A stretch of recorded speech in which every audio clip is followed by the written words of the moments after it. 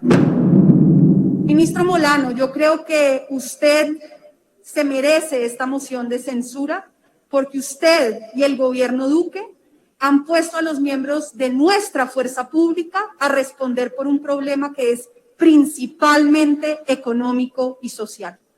Y haber tomado esa decisión ha tenido costos gravísimos en términos de violaciones a los derechos humanos, en términos de pérdida de efectividad de nuestra fuerza pública, que tendría que estar atendiendo otras muy graves amenazas que existen en el territorio, y ha tenido efectos gravísimos de pérdida de legitimidad y de debilitamiento, y tengo que decir en muchos casos incluso rompimiento de la confianza entre la ciudadanía y nuestra fuerza pública.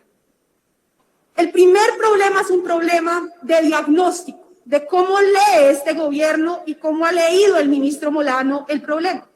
Y por supuesto que todo problema es un problema complejo, pero la manera en la cual el ministro y este gobierno ha leído este problema que hemos tenido a lo largo de este último mes es que, y lo repitió ayer el ministro en el Senado, es que hemos estado frente a un ataque sistemático y coordinado a una estrategia de desestabilización del país en cabeza de las disidencias de las FARC, del ELN y apoyados por Venezuela, Cuba y Rusia.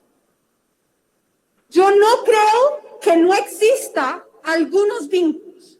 No creo que uno pueda negar que históricamente en distintas protestas en el país ha habido infiltraciones. Algo de eso sin duda puede estar ahí.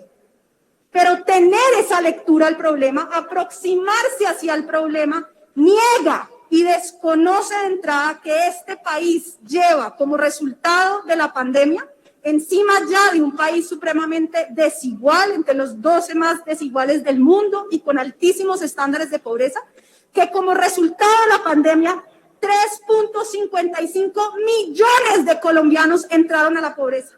Desconoce que 4 millones, sobre todo de jóvenes y mujeres, se quedaron desempleados como resultado de esta pandemia. Desconoce que 2.4 millones de hogares en Colombia pasaron a comer menos de 3 comidas al día.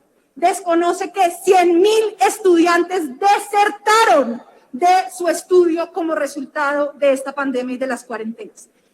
Ese es el panorama al que tenemos que aproximarnos para entender el fenómeno, no desconociendo que hay otros escenarios de complejidad, pero eso me pone en un escenario completamente distinto de diagnóstico. Cuando uno tiene ese escenario distinto de diagnóstico, no parte de la aplicación, en mi opinión, muy problemática jurídicamente, de un código de policía que supone que la asistencia militar se da por una grave alteración de la seguridad y la convivencia. Cuando veníamos históricamente, y generales, ustedes participaron de eso, de un escenario en el Consejo de Seguridad Nacional en el gobierno anterior, donde la decisión de participación de fuerzas militares dependía del reconocimiento de un grupo como una parte en un conflicto armado a la luz del derecho internacional humanitario. Este gobierno rompe esa tradición y aplica el Código de Policía para una asistencia militar que va más allá de lo que permite el derecho internacional humanitario, que específicamente señala que excluye de la intervención de fuerzas militares disturbios y tensiones interiores. Eso nos lleva a un escenario en el cual no distinguen. En todas las intervenciones del ministro, de los generales, se habla por un lado de manifestantes pacíficos, pero luego empiezan a decir que los que hacen bloqueos son criminales, y entonces parece ser que lo mismo es bloquear que cometer un delito, como lo es saquear, o como lo es atentar, por supuesto, contra la vida de nuestros policías, cuando por supuesto que son escenarios distintos, difíciles. Yo creo que los bloqueos han generado una afectación gravísima a la ciudadanía, pero eso no se resuelve a punta simplemente de fuerza pública, se resuelve con un ministro y un gobierno que sea capaz de sentarse a negociar en serio y no a poner a nuestra fuerza pública a responder por un problema que no deberían tener que estar enfrentando los miembros de nuestra fuerza pública. Al no distinguir esos escenarios de protesta pacífica, bloqueos, vandalismo e incluso escenarios de crimen organizado, empiezo a tener problemas gravísimos de roles y misiones y de uso de la fuerza. Y quizás el escenario más grave, la llegada del general Zapateiro a Cali, no solo a decir que en 24 horas resolvía el problema, sino peor aún, y nunca en mi vida en el conocimiento que he tenido de la fuerza pública, había visto a un general del ejército pidiéndole a los miembros de la policía que le rindieran parte. Nunca había visto un escenario en el cual un general de las fuerzas militares le pidiera a los miembros de la policía que le respondieran como si fueran sus soldados. Esa no es la policía que ha luchado contra los carteles, esa no es la policía que estuvo detrás 100% del proceso de paz. Esa soy una policía sometida a que sean los miembros de las fuerzas militares los que regulen sobre su conducta. Y ahí hay una vulneración muy grave de roles y misiones. Hay además una descoordinación gravísima entre la estrategia de negociación y la estrategia de seguridad. ¿Cómo es posible que el 13 de mayo, cuando este mismo Congreso estaba sesionando en Cali, al mismo tiempo estaban los miembros civiles del gobierno negociando supuestamente en una mesa de conversaciones con los jóvenes y exactamente ese mismo día estaban desbloqueando la vía UBA? Por supuesto que hay que buscar escenarios de desbloqueo, insisto, creo que los bloqueos han afectado gravísimamente a la población, pero ningún gobierno serio que pretenda supuestamente negociar se puede parar con la directora del ICEF a decirles, juro que claro que no estamos interviniendo en ningún punto, cuando exactamente al mismo tiempo, y están los videos, estaban levantando los bloqueos en Buga. Hay una descoordinación entre la estrategia de negociación debilitada, poco estratégica, y la estrategia de seguridad que, insisto, pone a nuestra fuerza pública a responder un problema de economía, de factores sociales que no debería ser responsabilidad de nuestra fuerza pública. ¿En dónde nos encontramos? En un escenario, y no quiero repetir las cifras de mis colegas, de incertidumbre absoluta sobre cuántos son los muertos, cuántos son los desaparecidos, cuántos son los casos de violencia sexual. Porque este es un gobierno que no ha sabido entender que tiene un problema de legitimidad, que las instituciones han sido cooptadas por este gobierno y que si no crea cuanto antes un mecanismo creíble que rinda cuentas sobre cuántos son los desaparecidos, dónde están, cuántos son los hechos de violencia sexual y cómo se dieron, y cuántos son efectivamente los muertos a manos de vándalos o a manos de miembros de la fuerza pública, no vamos a poder tener tranquilidad de poder esclarecer lo sucedido. Y cada día que pasa de esa falta de claridad, pierde aún más efectividad y aún más legitimidad nuestra fuerza pública. Entre tanto, este es un gobierno en donde el general Zapatero llega a Cali a decir que todo está perfecto, y abro comillas, estamos haciendo las cosas bien, no se preocupen, tenemos todas las filmaciones. Con el escenario en el que estamos, esa es la manera de tratar de calmar los ánimos, de tratar de reconocer que ha habido gravísimas violaciones y distinguir de cuándo no han sido. Eso simplemente aviva el fuego y genera aún más pérdida de confianza. ¿Qué pasa? Que nos enfrentamos a un escenario donde la justicia penal militar no ha dado en el pasado ninguna garantía de que esto se vaya a investigar, juzgar y sancionar.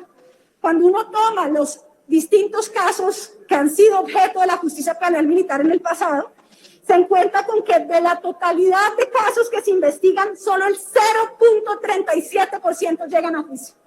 Solo el 0.37%. ¿Qué le dice eso a una ciudadanía que quiere tratar de ver si hay un proceso judicial que le dé confianza? De esos, el 56% no se sabe de quién es la responsabilidad, y en el 82% se trata de investigaciones contra el nivel ejecutivo. Esto no me lo estoy inventando, ni es nuevo, ha puesto a la policía y a las fuerzas militares, según la última Gallup que salió antes de ayer, en el peor escenario de desfavorabilidad. Estamos en el momento de mayor pérdida de confianza por parte de la ciudadanía en estas instituciones. Eso, a su vez, cualquier persona que trabaja en estos temas sabe que le ha restado capacidad para ser efectivo.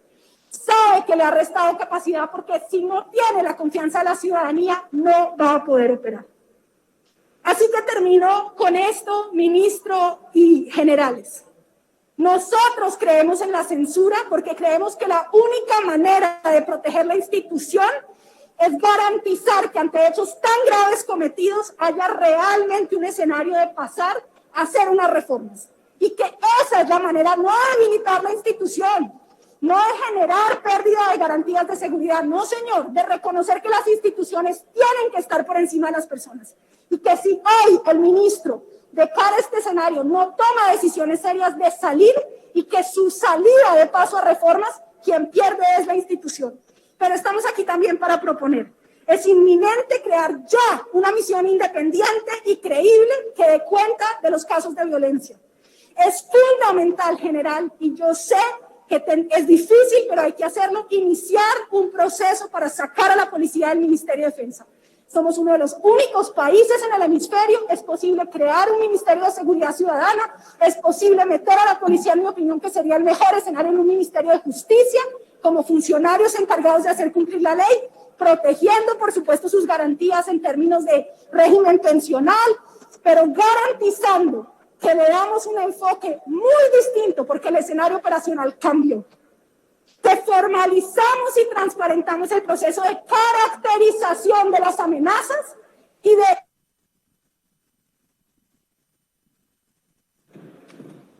Por favor, un minuto más para la representante Juanita para que termine su intervención. Gracias, presidenta. Y de clarificación de roles y misiones. El conflicto armado nos puso históricamente en un proceso de confusión de roles y misiones entre ejército y policía. Es normal, pero el país no aguanta más y que quien se va a deteriorar por vía de esa confusión es justamente la legitimidad de nuestra fuerza pública. Y finalmente, si siguen poniendo a nuestros miembros de la fuerza pública a responder por una responsabilidad que es política, ministro, de ser capaces de negociar en serio, ceder y entender que este país está pasando por la peor crisis social y económica de los 100 años, si no lo hacen, quienes sufren son los miembros de nuestra fuerza pública y la legitimidad y efectividad de la institución. Por eso, ministro, usted se merece ser censurado. Ministro, yo me he levantado de mi curul y me he hecho aquí en el atril porque yo quiero hacerle una pregunta. Y es preguntarle a usted cómo duerme todas las noches cuando llega a su casa. Cierra los ojos y piensa que los menores de edad son máquinas de guerra, que los ciudadanos marchantes pacíficos son enemigos. Porque yo sí quisiera entender un poco más eso y que usted me lo aclare. En Colombia hay desaparecidos y yo le repito, hay desaparecidos. Y eso no se puede adornar con ninguna palabra distinta a desaparecidos. Y la desaparición forzada es una de las agresiones más horribles que puede sufrir un ciudadano en cualquier parte del planeta, porque atenta contra sus libertades, porque atenta contra sus derechos, porque atenta contra su humanidad, porque le elimina toda forma de existencia. La desaparición forzada, ministro, es una de las características de los regímenes más sangrientos, totalitarios y dictatoriales, salvajes y sanguinarios, que es lo que uno ve todo el tiempo en noticias y no creería que esté pasando en Colombia. La desaparición forzada ha sido de una de las formas de silenciar, de intimidar, de anular a quienes piensan distinto, de someter a quien se atreve a luchar por sus derechos, así esté la autoridad de acuerdo o en desacuerdo. Sus hijos, sus sobrinos, su familia, yo espero que nunca tengan que salir a marchar porque le quitaron sus privilegios. Pero el día que tengan que salir a marchar, ellos deberían estar protegidos por la ley, por la Constitución, por las fuerzas militares, por los funcionarios como usted. Cuando usted los mira a los ojos, a sus hijos, a sus familiares, a sus sobrinos, usted les promete que defenderá ese derecho libre de expresión. Yo me pregunto usted qué les dice. La cantidad de normas nacionales e internacionales que prohíben y sancionan la desaparición forzada son muchísimas. Desde la Constitución Política de Colombia, desde la Convención Internacional para la Protección de todas las personas desaparecidas, lo prohíben. Pero en Colombia pareciera como si la desaparición forzada se hubiera vuelto un paisaje, como si la desaparición forzada simplemente no fuera grave. Y el Estado se acostumbró absolutamente a no hacer nada. En el marco de las protestas, para que los colombianos sepan, y usted también, ministro, por si esas cifras no le han llegado completas, desde el 28 de abril que empezaron las marchas, se han reportado hasta 548 desapariciones. Y los reportes oficiales hablan de 439 para irnos a la fiscalía, que es muy cercana a ustedes y que lo reportó ayer. Y voy a dar las cifras distintas porque son complejas. Estamos hablando que el 6 de mayo 26 ONGs de Colombia le entregaron a la Defensoría del Pueblo un reporte con 471 personas desaparecidas, de las cuales solo han ubicado hoy a 92. Eso quiere decir que 379 siguen desaparecidas. Esta cifra sigue aumentando drásticamente. El pasado 9 de mayo, el Defensor del Pueblo, Carlos Camargo, informó que había 548 desaparecidos. Desaparecidos. La Fiscalía General de la Nación y la Defensoría reportaron 500 casos, de los cuales 129 hoy continúan desaparecidos. No importa si es uno, no importa si son 500 o 300. En una democracia como la nuestra, en un país, en un Estado social de derecho, una persona desaparecida no se debería permitir. Una persona desaparecida sería un escándalo. El dictador ahorita de Bielorrusia, que hace unos días se tomó las elecciones por otros años más, la gente salió a marchar. Y hay un escándalo internacional porque hubo 4 muertos en días de protestas y un desaparecido. Aquí estamos hablando de centenares y ustedes no dicen nada. Esa cantidad de ciudadanos desaparecidos tiene que ser alarmante para los ciudadanos colombianos y debería ser una prioridad suya, ministro. Pero a mí lo que me duele, me preocupa, me angustia, es que el funcionario que debería protegernos, que está al mando de la seguridad y del cuidado y la custodia de los colombianos, no solamente no diga nada, sino que no haga nada. Y pareciera que estuviéramos en países distintos, porque usted trata de adornar una realidad colombiana con nombres distintos. Y aquí no hay lugar para eufemismos. Esta edición suya, además, no es deliberada, porque en esa narrativa que usted ha puesto sistemáticamente para tratar de matizar los excesos de la fuerza pública y los excesos cometidos por los miembros de seguridad es preocupante. Duele que ha quedado en evidencia el inexistente control y protección a los derechos humanos. Yo quisiera saber las respuestas que tiene el Ministerio de Defensa para poder adoptar protocolos claros y rigurosos. Información, porque nosotros no podemos tener gente en las URIs, en los CAIs, rogando para que le den información de sus familiares. ¿Dónde están? ¿Qué pasó? ¿Cómo los desaparecieron? Aquí uno ve familias arrodilladas rogándole a las autoridades que les informen porque no hay un sistema, como lo exigen las normas internacionales, que permitan saber dónde, cuándo, cómo los capturaron y cuáles delitos les indilgan. Porque ustedes no son jueces. Y si hay personas que cometieron desmanes, y si hay personas que violaron la ley y la Constitución, tienen el debido proceso y el derecho a que se les haga un juicio, pero ustedes no se pueden tomar la justicia por sus manos, golpeando, asesinando, tirando a ríos a personas y desapareciéndolas, porque ustedes no son todo el Estado constitucional de derecho. Ustedes son parte del Estado y tienen la obligación de respetar el debido proceso de tal forma que estas personas puedan ser llevadas y que sus familias sepan a dónde y les respeten el debido proceso. Y esto no es un capricho de la oposición. Estos son cifras y datos que nosotros tenemos que dar en respeto de las convenciones internacionales que Colombia ha firmado, en respeto de la Constitución y de la ley, que hablan de la desaparición forzada. Nosotros tenemos que respetar las leyes internacionales como Estado social de derecho.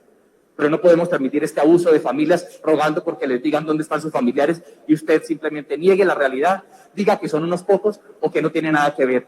Cuando es la fuerza pública a su mando la que tiene que responder. Y eso me duele en el corazón. Entonces yo le pregunto, ministro, ¿qué tipo de medidas de control están tomando para evitar esto? Control efectivo que se haya implementado para garantizar la protección de los derechos humanos de aquellas personas que son capturadas. Pero uno las ve que los llevan, los meten en CAIs, en URIs. Incluso en Bogotá hay videos de diferentes entidades donde los meten en cafeterías para negociar la libertad y si no los golpean. Mi pregunta es, ¿usted qué está haciendo? La oficina de Colombia de la Alta Comisionada de las Naciones Unidas el día de ayer tuvo que recordarle al gobierno de Colombia los estándares internacionales de garantías para la protección de las personas frente a desapariciones forzadas. Que los organismos internacionales tengan que recordarles a ustedes esas normas aterra en un país como el nuestro. Yo pregunto, ¿cómo vamos a proteger los derechos de esas personas? Independientemente de qué delito o no hayan cometido. Yo sí quiero tener la respuesta, porque en una democracia seria no se debe dar lugar a desaparecidos, ni a este tipo de procesos, ante una acusación tan grave, ministro, tan grave, de que un agente de la fuerza pública desaparezca a personas, las golpee y no les respete sus derechos humanos. Yo quisiera tener una respuesta contundente por parte suya, que es la que no hemos tenido, y el gobierno es responsable. Y en los siguientes años, esto va a quedar marcado en la historia de las nuevas generaciones y yo espero que usted pueda responder por los siguientes años, hasta el último día de su vida. Espero que se alargue, para que se acuerde de la situación tan compleja. Y cierro con esto. El tema de desaparecidos, ministro, en el que usted ha guardado absoluto silencio y donde usted no ha ejercido sus facultades para imponer controles y mecanismos claros y certeros que permitan la protección efectiva de los derechos de estos ciudadanos, tiene que parar en este momento. Por eso demuestra usted, ante ese silencio, que es incapaz de ejercer sus funciones, que es incapaz de proteger a los colombianos, que es incapaz de liderar a la fuerza pública, a la que hoy hay que reivindicarle su nombre. Y le pido a la fuerza pública que tenga el corazón de decir, cuando les den órdenes que no se pueden cumplir, que no lo pueden hacer. Porque da miedo, absolutamente miedo. En Colombia no debemos tener ni un solo desaparecido. Yo le pido, ministro, que se ponga la mano en el corazón por las madres, los hermanos y los familiares de esos desaparecidos. No importa si es 1 o 700. Que les den razón, que establezca protocolos claros y que les respondan. Porque todos somos colombianos, que todos merecemos derecho a un debido proceso, porque todos tenemos el derecho de salir a marchar por nuestros derechos en paz, pero además con tranquilidad, independientemente de si usted está de acuerdo o no. A los generales y a la policía, por favor, no están en obligación de seguir esas instrucciones si su corazón les dice que no pueden atentar contra el pueblo. Pero esto tiene que parar ya. Esto tiene que parar ya. Todos somos colombianos. No más abusos, no más desapariciones forzadas, no más golpizas, sino más violación de derechos humanos.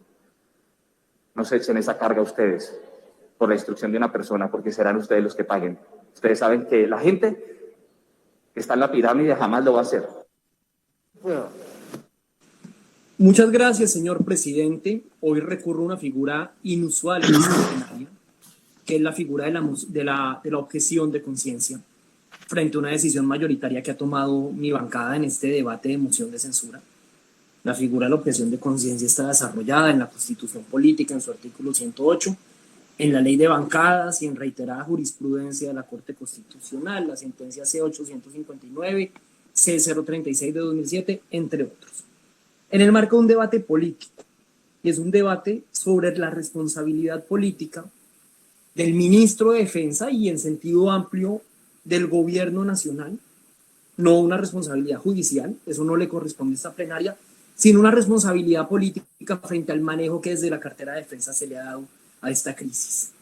Y en mi opinión personal, por supuesto, este ministro de Defensa ha confundido, y la gestión del gobierno, más allá del ministro Molano, ha confundido la autoridad democrática con el autoritarismo.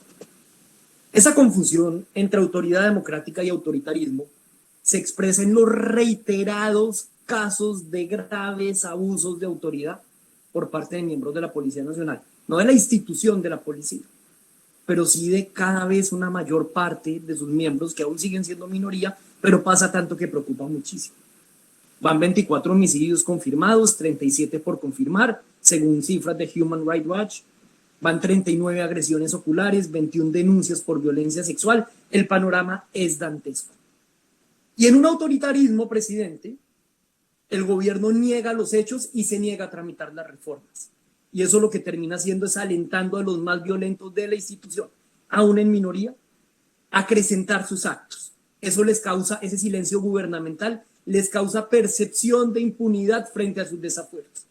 En una autoridad democrática, en cambio, el gobierno reconoce los errores, lidera las reformas y es el primer garante de los derechos humanos. En una autoridad democrática no se le cierran las puertas bajo ningún motivo a la comunidad internacional para que verifique en terreno, antes se alienta esa presencia. Por eso, en el marco de esta intervención, condeno, rechazo la decisión del gobierno de impedir las visitas de la CIDH y de la OEA, y creo que eso marca un precedente peligroso y termina de animar la decisión que acá pongo a consideración de ustedes. Pero además la autoridad democrática, a diferencia del autoritarismo, es creíble y es eficaz. Y la gestión de este Ministerio de Defensa en materia de seguridad refleja una profunda paradoja. y es que un gobierno elegido con los postulados de la política de seguridad democrática de otrora se raja en sus indicadores de seguridad territorial. Y no solo le digo por el aumento de los homicidios, si comparamos el periodo enero-abril 2020-2021, los homicidios en Colombia pasaron de 3.484 a 4.009, sino que las masacres casi se duplicaron pasando de 7 a 2. Pero además lo digo porque ese ejercicio de la autoridad creíble, la autoridad democrática, de la autoridad eficaz, se ha probado ineficaz, valga la redundancia, para descifrar, para levantar los bloqueos criminales, para facilitar la judicialización de sus responsables. La responsabilidad política hoy del ministro de Defensa no solo pasa por el silencio frente a la violación de derechos humanos, sino pasa por la incapacidad de intervenir con autoridad democrática, no con autoritarismo, los bloqueos que no son protestas, sino son delito. Así pues, estamos ante un gobierno poco democrático ante la protesta pacífica y poco eficaz contra los bloqueos criminales. Por esa razón, hoy estoy acá para objetar conciencia frente a la decisión que ha tomado la mayoría de mi bancada de una manera absolutamente respetuosa frente a esta moción de censura, y anuncio que me apartaré de esta plenaria al momento de votar la próxima semana, porque del desenlace de este debate dependen vidas humanas, presidente. Porque este es un debate sobre derechos fundamentales y la forma en la que se materializan en la vida real, en la práctica en Colombia hoy. Derechos como el derecho a la protesta, derecho a la integridad física, el derecho a la salud, el derecho al trabajo. En esta objeción de conciencia yo reivindico el valor de la sensatez y del equilibrio. Reivindico el valor de la valentía al no callar ante las injusticias. El valor de reivindicar el mando civil sobre la fuerza pública y su responsabilidad política ante los desafueros que miembros de ella cometan. En esta objeción de conciencia pongo en juego que sencillamente mi corazón, mis valores morales, mi formación familiar como liberal y humanista me impide validar con mi voto una gestión gubernamental que coquetea con el autoritarismo, que deja en jaque la credibilidad de la democracia colombiana en el concierto internacional y que a través de su inoperancia ha dejado a millones de colombianos a merced de unos bloqueos criminales en un panorama dantesco de anarquía. Gracias.